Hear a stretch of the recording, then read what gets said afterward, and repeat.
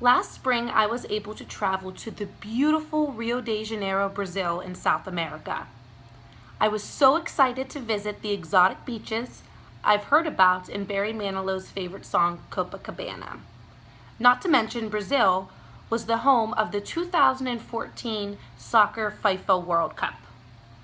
However, the purpose of the trip was to visit the person I admire most in this world, which is my older brother, Drew. He graduated from the University of Pittsburgh and earned a degree as a software engineer. He speaks over 5 different languages. His career took him thousands of miles away to South America.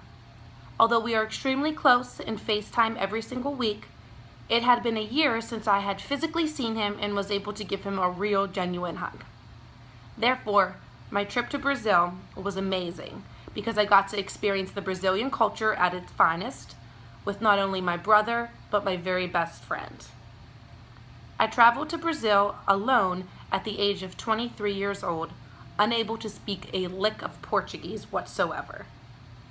I knew how to say hello, hola, and obrigada, which means thank you. Looking back at it, it probably wasn't the smartest decision to travel to a foreign country with no knowledge of the language and alone, but everything worked out just fine. The entire trip I felt safe as I was always with my brother or one of his very close friends. My brother had been telling me for over a year that the city was huge, but not until I got there was I able to truly conceptualize the size of Rio de Janeiro. It inhabits close to 3 million people. It was amazing the size of the city. Nonetheless, the discrepancy between the wealthy, middle class, and poor was a very humbling experience. Unfortunately, the public education systems are very poor and the literacy rate is low as well. I realized how fortunate I was during my trip to Brazil. The first place I traveled to when I went to Brazil was the famous monument, Christ the Redeemer, atop the beautiful Corcovado Mountain. Christ the Redeemer looks the entire city of Rio de Janeiro at a 360-degree angle. There were people from all over the world visiting and enjoying the remarkable views. The view of the endless sea water and breathtaking mountains is one that I will never forget. Here is a picture that I took of Christ the Redeemer. Next, my brother took me atop Sugarloaf Mountain. Together, we took cable cars approximately 1,300 feet atop the beautiful mountain situated on a peninsula. Again, I was able to look the entire city of Rio de Janeiro, and as far as I could see, there were blue waters.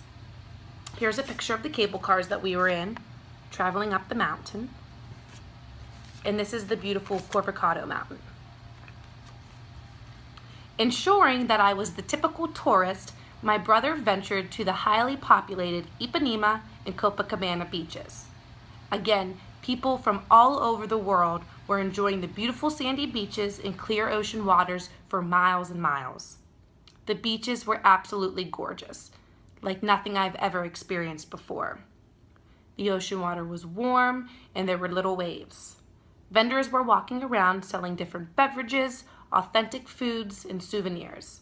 I enjoyed the water from fresh coconuts while soaking up the sun. This is a picture of Copacabana, and of course a selfie at Ipanema. Oh, and the food and the drink. Rice and beans are a staple food of Brazilian cuisine. Simply delicious. I tasted authentic fruits of Brazil as well. Perhaps my favorite was called jabuticaba. Its appearance looks like a grape. It's rounded and bite-sized and purple in color. However, it was much sweeter and the texture was much smoother. But most importantly, coming from a coffee drinker herself, I had the most delicious espresso in Brazil. It was so rich and flavorful. To this day, sometimes I wake up in the morning and wish I could have a shot of espresso to start my day off. All in all, my trip to Rio de Janeiro was perfect. I was engulfed with the culture and able to visit Christ the Redeemer, Sugarloaf Mountain, and the beaches of Copacabana and Ipanema. I also got to enjoy delicious foods. Perhaps what made it most memorable was the time I shared with my brother. I was able to experience his daily life and truly understand his new city that he calls his second home. After I finish school as a nurse practitioner, I would love to volunteer at a medical clinic in Brazil. It would be a great way for me to exercise my knowledge and also get to visit my brother. I recommend traveling to Brazil to all of you, and thank you for listening.